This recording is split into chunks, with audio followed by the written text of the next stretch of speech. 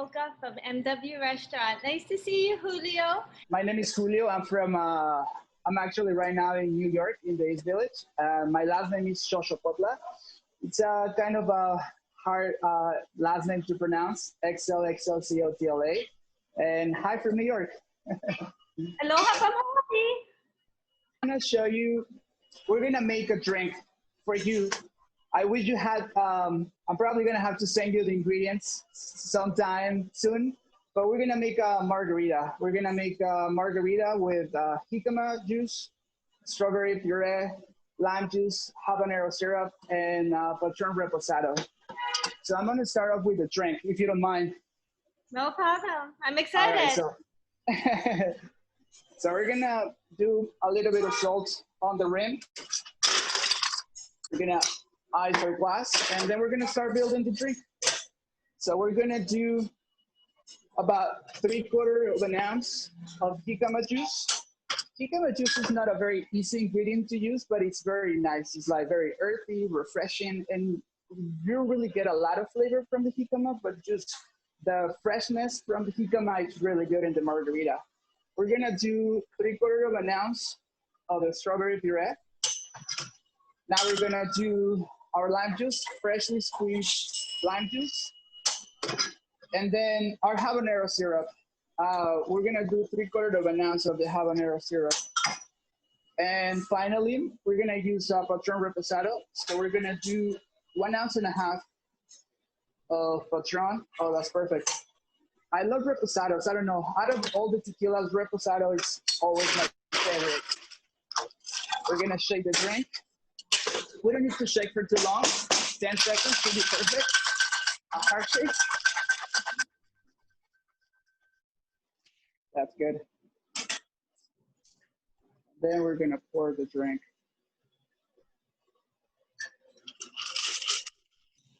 That's it. Since this is a margarita, we're gonna garnish the margarita with a dehydrated lime. And that's it. We have our margarita with Patrón reposado. I wish you can try it, but I'm gonna have to taste it for you. Cheers. Cheers to you too. Yeah, I'm just gonna show it to you. That's a margarita. Nice. You're welcome. So how are you guys doing over there in Hawaii? It's been interesting. I mean, it seems like part of me seems like it was yesterday when this whole pandemic started, but to think that it's been over 5 months, it's a long time, but you know, we're gonna get through it. We just started to hit our second spike here. And so we just started to shut down part of the state again, but it's okay. I mean, our restaurant, we're only currently doing takeout right now. So it's been interesting. Same over here. Just takeout? Yes. Okay. How has it been for you in New York? So we shut down the restaurants, I believe it was the 2nd or the 3rd week of March, and we were able to reopen in June 5th. Yeah. So I got involved in a new project, and we had to open last year, but it got delayed. But we were able to open during the pandemic. It was June 5th when we did our grand opening. We couldn't throw a party because the social distancing and all the stuff that we have to take care of, but yeah, we're finally open. Yes. It's a small restaurant in the East Village. Yeah. I know that you spent some time in New York. You were studying in New York for a couple of years or for some time? Yes, actually, I went to the CIA in New York, up in Hyde Park, where I went to school, and I actually studied savory. But then I spent a little bit time working for Chef Keller at Per Se, as well as French Laundry. Oh, nice. And then actually, when I was at Per Se, that's where I learned that I really wanted to be a pastry chef. So I kind of took a different direction and then started to become more focused on pastry. Yeah, and then you went back to Hawaii? Yes, so I've been in Hawaii for the last 20 years. I'm actually in Hawaii. Yeah. Yeah, oh, that's nice. Yeah, and yeah. So I was born in Mexico City, but I was pretty much raised in New York. I spent some time on the West Coast, but mostly New York. And I've been living my whole life over here. Yes. I've been working in the hospitality industry for maybe 10, 12 years, bartending for about 8 years, but I had to start from the bottom. That's the way to start. I remember, Right? yes. I mean, when people always ask me how did I start? Actually, my dad wanted me to become a professional golfer. And actually, I always wanted to one day be a chef. And actually, I started from the bottom as an intern.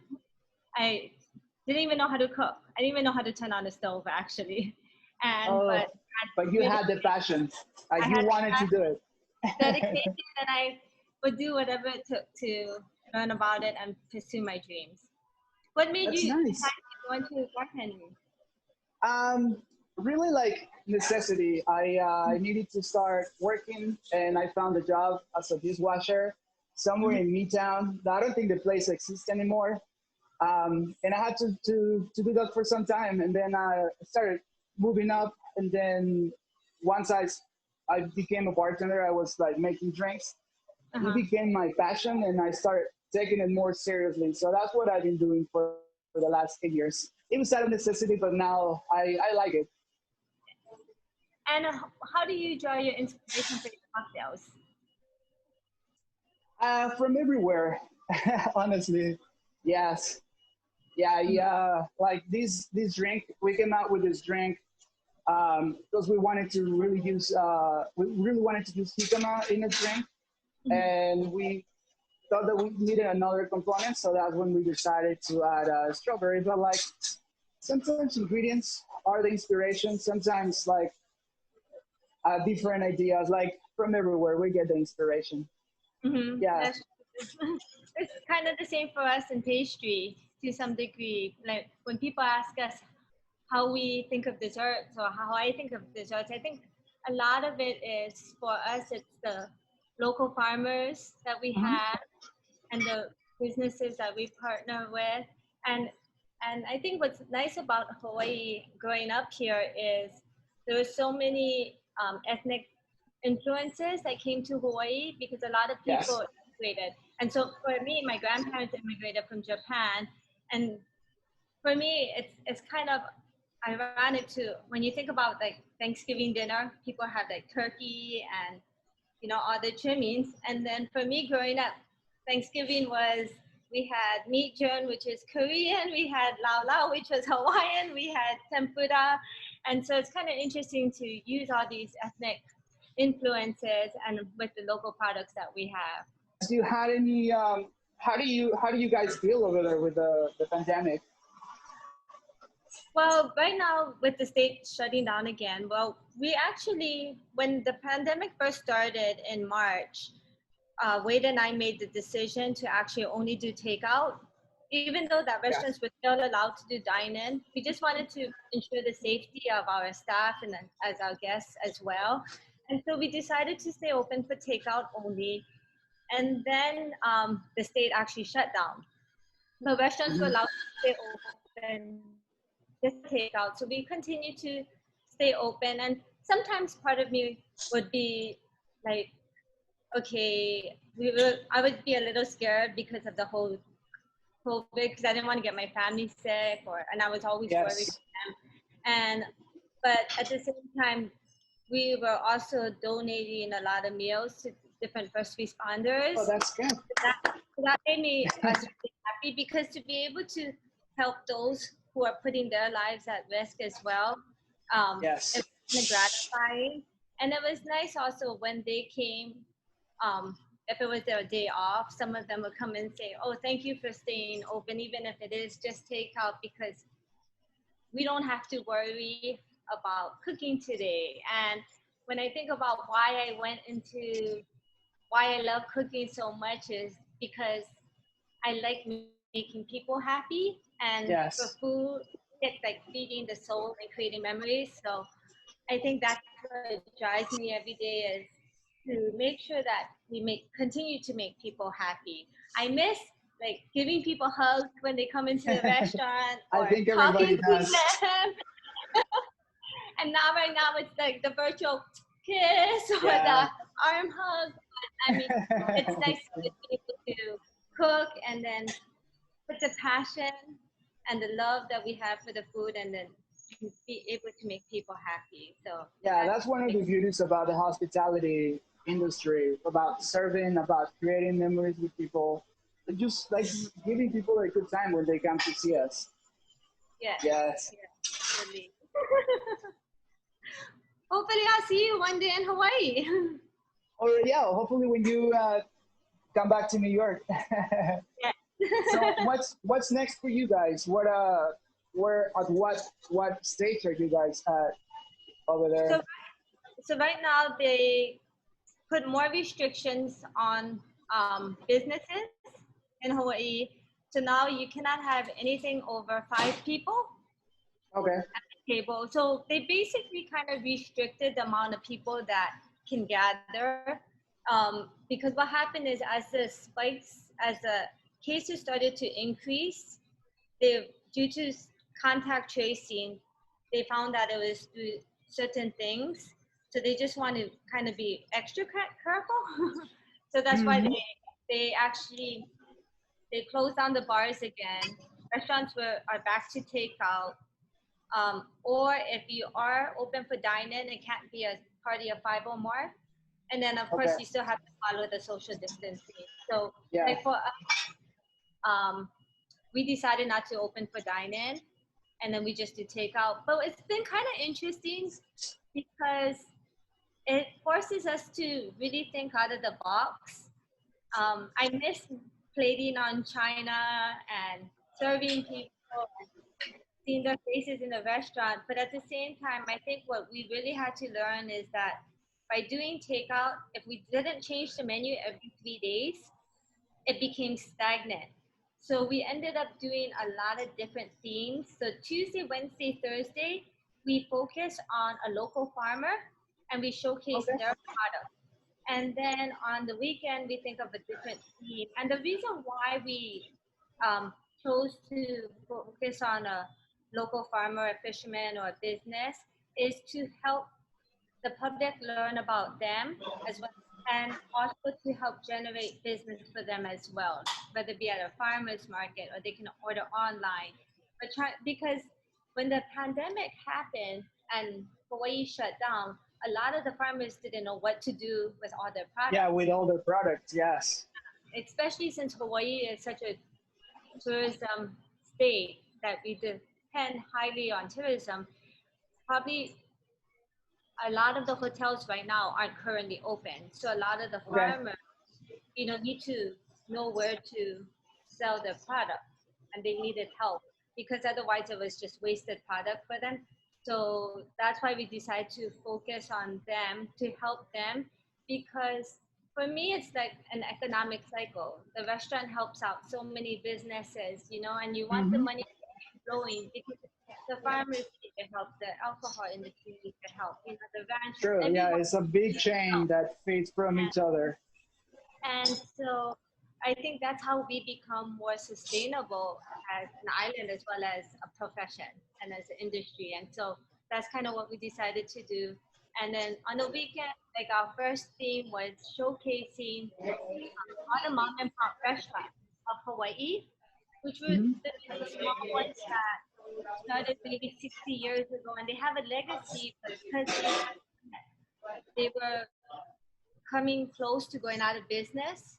So we wanted to help focus and put our energies on showcasing these people and doing, telling their story, how they started.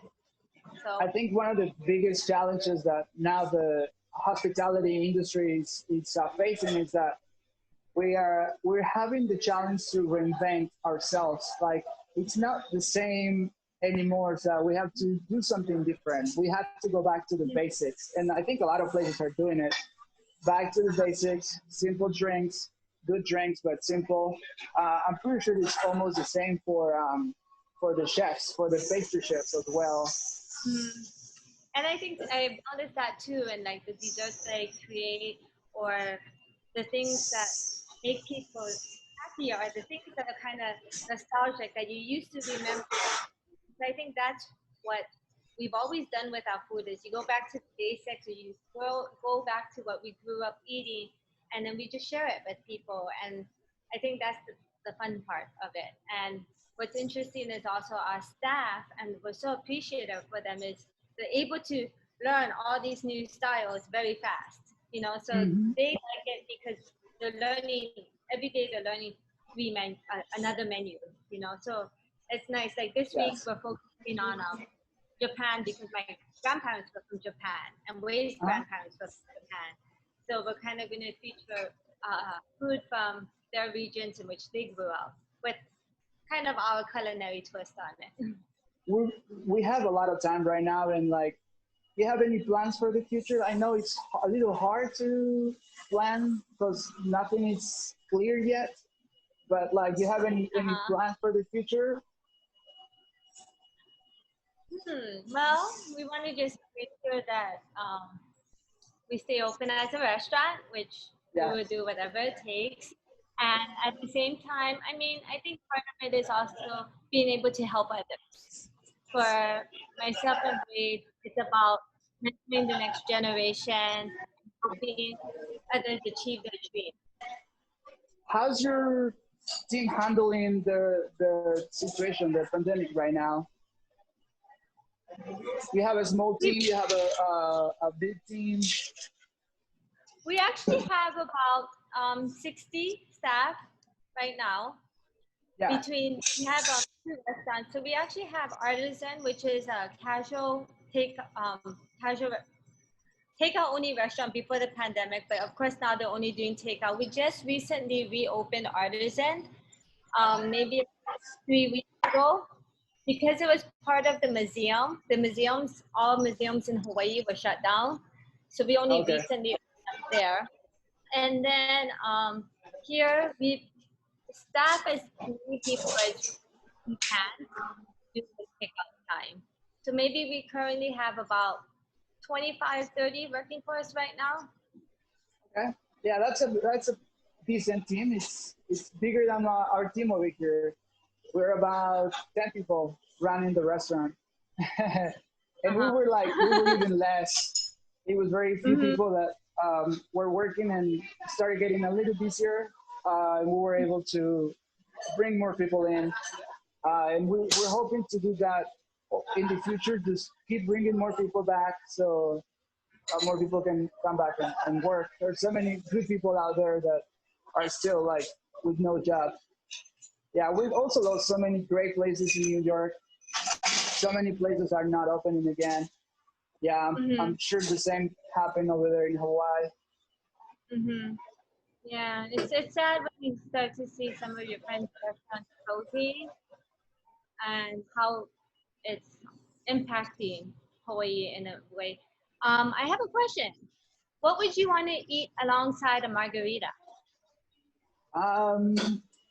I will say something with bread, either a sandwich or maybe a burger or something like that. I like, now that I've been sipping this margarita, I'm kind of craving like a fried chicken sandwich with some with some pickles on top. Like, very simple sandwich, but yeah, something like that. What would you want guests to know as they start to dine out again? Oh, well, I think like in New York, a lot of the people that are coming to the restaurant, they understand the current situation, and they're helping us to give them the service that we can right now. So what I would say is, like, people have to respect the rules as we are respecting the rules right now. Like, there are so many things that we wish we could do, but we can't anymore. So just be respectful with what the rules that we have in house, so we can keep serving people. Yeah, hopefully we move to the next phase where we can allow people inside. We're like dying to have people inside. We're only doing delivery, takeout, and outside seating, but we're like we really want to have people inside. It's a beautiful place, and we want people to come and experience it. Looks like a wonderful place. And when do you forecast seeing that happening in New York where people will be allowed to dine in again? It got delayed. It was supposed to happen somewhere in, I believe, June. But we're hoping that maybe by September, October, we will be able to allow people to come inside, to dine inside. You guys are in a different situation over there. It's probably going to take a little longer. Just a little bit. But Yeah. I mean, it's nice that people have been very patient, you know, with the rules and regulations that the government has implemented. And I think what is really nice is that every time when sometimes some of our guests always ask, what can they do to support other, you know, workers in the restaurants and bars? And I always am like, you know, there's so many different things that you can do, you know, buy takeout from these restaurants or buy a gift card, you know, because it helps these restaurants in small ways. But then also, you know, with the Ment'or organization, the Giving Fund helps our workers as well, you know. And what is the message that you tell your guests when people ask you how they can help? So it's the same. Takeout, if they want to come and support, do takeout or delivery, or even like come and sit at one of our tables. We have been very lucky that since day one, we had a good amount of people. So people are welcoming us in the neighborhood. We're very happy about the support. Yeah, the company that I work for has different places in the East Village, so people knows the company. But this place, it was the first time we were opening. But we got a really warm welcome from the people in the East Village in New York. So before the video ends, I just want to thank you, Chef, for your time. Thank Patrón for helping us, for support this video chat. I don't know if you'd like to say something else. No, I just want to say thank you for taking the time, and thank you to Ment'or and Patrón for connecting us and sharing a little bit about yourself and your whole situation dealing with COVID. Yeah, I just want to remind people, if they want to help us support the cause, they can go to Ment'or BKB /donations. Yes. And please do it, help everyone. Thank you so much. And stay safe. Thank you, Chef. Bye. I hope I can see you sometime in either here in New York or else over there in Hawaii. Nice to see you too. Mahalo. How do you say bye? Oh, mahalo. Yes, that's true. Mahalo. Yes. Bye-bye. Bye-bye.